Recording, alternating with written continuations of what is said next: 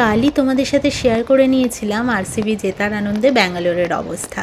আর এই অবস্থাটা আমিও দেখতে পেয়েছি রাত্রি 1:45টার পর। তাই তোমাদের সাথে আর শেয়ার করা হয়নি, কারণ প্রমি অফিস থেকে যখন বেরিয়েছে তখন বাজে 12:15। ও মাঝপথে আর মানে 10:30টায় শিফট শেষ হওয়ার পর ও আর বেরোয়নি, কারণ তাহলে খেলাটাও মিস করে যেত। ও অফিসে পুরো খেলা শেষ করে সবার সাথে আনন্দ করে নিয়ে তারপরে এসেছে। আর ওরা এত চেঁচিয়েছে অফিসে যে ওর গলা ব্যথা হয়ে গেছিলো, শুধু ওর কেন, প্রত্যেকেরই তাই একই অবস্থা। আর এইখানে যে আনন্দটা দেখতে পাচ্ছ, দেখো প্রত্যেকটা গাড়ি দাঁড়িয়ে রয়েছে কিন্তু কেউ হর্ন দিচ্ছে না, কোনো অধৈর্য নেই, সবার কত ধৈর্য ধরে গাড়িতে বসে সেই আনন্দে সামিল হচ্ছে। এত ভালো লাগছে দেখে যে কারোর মধ্যে কোনো বিরক্তি নেই। তাই জন্য কেনই বা হবে বলো, এই উল্লাসটা দেখার জন্যেই তো 17 বছরের অপেক্ষা। তো ভীষণ ভীষণ ভালো লাগছিল দেখতে আমারও, অবশ্যই। তবে আমি একটা কথা মানি যে আমার আনন্দ যেন পরের কখনোই নিরানন্দ না হয়, মানে আমি আনন্দ করছি বলে পরকে যেন আমি অসুবিধে না করি। কিন্তু স্টেডিয়ামে, মানে চিন্নাস্বামী স্টেডিয়ামে যা শুনলাম আর কি, সত্যিই খুব দুঃখজনক ঘটনা। আনন্দ করতে গিয়ে এরকম অবস্থা হবে এটা কখনোই কাম্য নয় কারোর কাছে। যাই হোক, হয়ে গেছে একটা ঘটনা, কারোর হাতেই আর কিছু নেই। তবে এটা সবারই মাথায় রাখা উচিত আনন্দ করতে যাওয়ার সময়। আর এই যে রাস্তায় দেখতে পাচ্ছ রাত্রিবেলা পুরো প্রসেশনের মতো বেরিয়ে গেছিলো, অবশ্যই পুলিশ পাহারাও ছিল। তবে ওই আর কি, আনন্দ তো আনন্দই হয়, তখন আর পুলিশের কথা মাথায় থাকে না। এটা আবার কি ছিল? আজকে হচ্ছে বুধবার, প্রমি আজকেও বাড়িতে, তাই জন্য লেট হয়নি আজকে। অনেকটা হয়েছে, মানে অফিস টাইমের মধ্যে সবটা হয়নি, করবি বা কী করবো। আর আমি উঠেওছি আজকে অনেকটা লেটে। প্রমি কালকে খেলা দেখে অফিস থেকে বাড়ি ফিরেছে 1:45 বাজে তখন। তারপর খাওয়া দাওয়া শোয়া তো বুঝতেই পারছো, আমার খাওয়া হয়ে গেছিলো, ওরটা তো এইসব করে তারপর আর এসে আমাকে বলছে, খেতে বলছে ফ্রাইড রাইসটা না আমার ঠিক ভালো লাগলো না। মনে মনে ভাবছি ভালোটা লাগবে কী করে, আমি বানিয়েছি 9টার দিকে, ধরো 9টারও আগে বানিয়েছি। তো তারপরে ওটা তো ঠান্ডাই হয়ে গেছে না, আর অত রাতে আবার কি গরম করবো, মানে কড়াইতে ছিল না, বাটিটাই ছিল, তোমরা তো দেখেছো। আর ওটা মাইক্রোওভেনেরও বাটি নয়, আবার গ্যাসেও বসানো যাবে না, তাই আর গরম করা হয়নি। তো ওইভাবেই ও খেয়েছে আর কি, ওই জন্য খুব একটা ভালো লাগেনি। এইসব জিনিস একটু গরম গরম খেলে ভালো লাগে খেতে। যাই হোক, কালকে ভালো খাইনি, ওটা ছেড়ে দিয়েছি। আমার তো ভালো লেগেছে, ব্যাস তাহলেই হবে। আর হচ্ছে আমার সমস্ত কাজ হয়ে গেছে, ওর সাথে একবার বেরোতে হবে আমাকে। কিছু কিছু জিনিস আছে যেটা আমি ওর ওপর ভরসা করি না, হয়তো ওকে ছেড়ে দিলে আনতে পারবে। এই আগে যেরকম মাছ বাজার সবটাই আমার ওপর ডিপেন্ডেন্ট ছিল, কিন্তু ও এখন একা একা বেরিয়ে ভালোই করতে পারে। হ্যাঁ, 2-3বার ফোন করে গিয়ে, সেটা ঠিক আছে, কিন্তু আনতে পারে, আর ভালোই আনে। এখনও অবধি পচা বা কিছু এরকম এনেছে এরকম নয়। তো আর হচ্ছে আমরা আজকে করলাম হচ্ছে উচ্ছে আলু চচ্চড়ি করলাম। প্রমি ওটা খুব ভালো খায়, আমার করা হয়নি। আমি আসলে চচ্চড়িটা খাই না, উচ্ছে তো খেতামই না, এখন খাই আর কি। তো ওই জন্য আমি ভাজাটাই খাই বলে ভাজাটাই করা হয়, চচ্চড়িটা করা হয় না। আজকে ওর জন্য চচ্চড়ি করলাম, চিংড়ি মাছ ভাপা আর কালকের বড়ার তরকারি ছিল। এই দিয়ে আমাদের দুপুরটা আজকে হয়ে যাবে, আর মাছের তেল ভাজা। তো এই দিয়ে আজকে দুপুরটা আমাদের হয়ে যাবে। আর রাতের জন্য করব মোগলাই।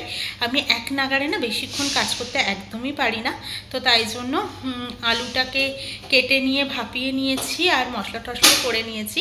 ইচ্ছে আছে আলুর তরকারিটা আমি করেই রাখবো।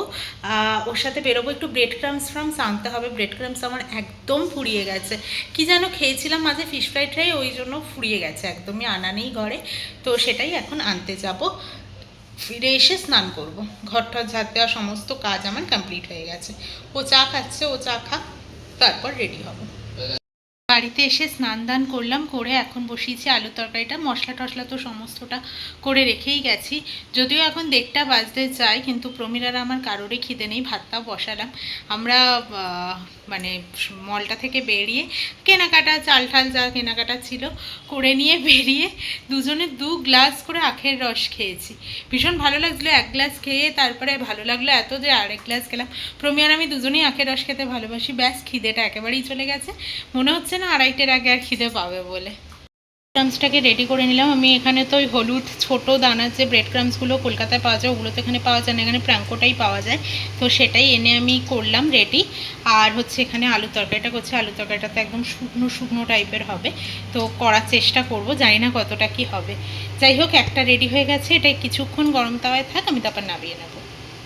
কিছুই না, এগুলো বিকেলে করলেও হতো, কিন্তু বিকেলে ওই যে এক নাগাড়ে করতে করতে না মানে মোগলাইটা তখন আর ভালো হবে না, কারণ হাঁপিয়ে যাবে, এইদিকের এগুলো রেডি করব, তারপরে আবার মোগলাইটা ময়দা মেখে, ময়দাটা বিকেলে মাখবো, একটু খেয়ে দিয়ে উঠে রেস্ট নিয়ে তারপরে মোগলাইটা মাখবো, এই মোগলাইটা বলছি ময়দাটা মাখবো, আর এগুলো রেডি করা থাকলে আমার সুবিধা হবে এই আর কি। প্রমিত বলছে রেগে গিয়ে আমাকে বলছে তুমি মোগলাইটাও রেডি করে রেখে দেওয়া, আনছি না না ওরকম হবে না।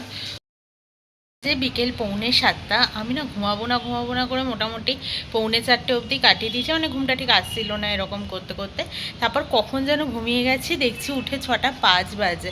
তো যাই হোক, তারপরে উঠলাম, উঠে দুপুরে বাসনগুলো মাজলাম, তারপরে আলুর তরকারিটা একটু ঝোল ঝোল রেখেছিলাম সেটাকে শোকালাম, মানে প্রমির একটু টাইট টাইট শুকনো শুকনো হতে হবে, পুরো দোকানের মতো আর কি, কতটা কি হবে জানি না।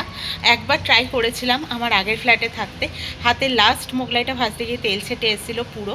তো প্রমি বলেছে ফ্রাইং প্যানে তো একদমই করবে না, একটা ছড়ানো কড়াইতে ভাজবে, যে অবশ্যই একবার থেকে শিক্ষা হয়েছে আর নয়।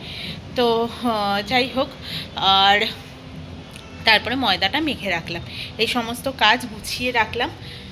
তো এবার আমি ফ্রি বলতে পারি, প্রমি দেবে এবার সন্ধে। জিনিসটা ফুলছে শুধু দেখো, আর এখানে আমি ভালো করে বেলে নিচ্ছি, এই জায়গাটাকে মুছে নিয়ে তেল নিয়ে নিয়েছি, এর থেকে বেশি পাতলা আমি আর বেলতে পারছি না এই আর কি। তো চলো একটা একটা করে করতে থাকি। ভাজতে দিয়ে তাড়াহুড়ো করলে হবে না, প্রথমে সিম আঁচে দিয়েই ভাজতে হবে, আর ওপরটাতেও তেলটা ছড়িয়ে দিতে হবে, খুন্তি দিয়ে বা হাতা দিয়ে যা দিয়ে পারো নিচের তেলটাকে একটু ওপরে তুলে দিতে হবে, আর ধৈর্য ধরে ভাজতে হবে, নাহলে ভেতরটা কাঁচা থেকে যাবে আর বাইরেটা বেশি কড়া ভাজা হয়ে যাবে, আর নয়তো শক্ত হয়ে যাবে জিনিসটা, নরমটা থাকবে না। তো যাই হোক, খেতে কেমন হয়েছে দেখা যাক, খেয়েই বলা যাবে আর কি। আর আমি ভেতরে স্টাফিংয়ে যেই নুনটা ইউজ করেছি সেটা বিট নুন, আমার বিট নুনের টেস্টটা বেশি ভালো লাগে। আমি নিচে অলরেডি এক পিস আমি বার করে নিয়েছি, দেখাচ্ছে তোমাদেরকে যে কত সহজেই জিনিসটা কাটা যাচ্ছে। দেখো হয়ে গেল, শক্ত হলে কিন্তু এত সহজে কাটা যাবে না, তোমাদের যেরকম ইচ্ছে পিস করবে, আমি এখান দিয়ে লম্বা করে আরেকভাবে পিস করে নেবো, কারণ সাজিয়ে দিলে এরকম লম্বা লম্বা দেখতে ভালো লাগে, এখন যেহেতু খাবো তাই জন্য ছোটো ছোটো পিস করে নেবো একটু। আমার মোগলাইয়ের প্লেট একেবারে রেডি, ভেতরে স্টাফিংটা দেখাই যাচ্ছে। তো এবার খেয়ে দেখার পালা যে কেমন হয়েছে। আলুর তরকারিটা একদম শুকনো শুকনো করেই নামিয়েছি, যেরকমটা প্রমি চেয়েছিল, আর তো স্যালাড থাকবেই, তো আর তস হয়েছে না, চলো এবার খাওয়া যাক। তো দিন শেষে আমি ভাবলাম গুড নাইটটা তোমাদেরকে বলে দিই। আর ম্যাডাম যে মোগলাইটা বানিয়েছিল ওটা সত্যি খুবই ভালো বানিয়েছিল, আলুর তরকারিটাও যথেষ্ট মন দিয়ে করেছিল বলে মনে হলো খেয়ে। তো যাই হোক, আলুর তরকারি আর মোগলাই আমাদের ডিনার একদম পুরো সুপার হিট ছিল আজকে। হ্যাঁ, সাথে স্যালাডও ছিল, আর স্যালাডটা একটু বললাম একটু জলজিরা দিয়ে মেখে দিতে, বেশ যথেষ্ট ভালো ডিনার হলো আমাদের। তো চলো আজকের মতো টাটা, গুড নাইট, আবারও কালকে দেখা হচ্ছে, টাটা।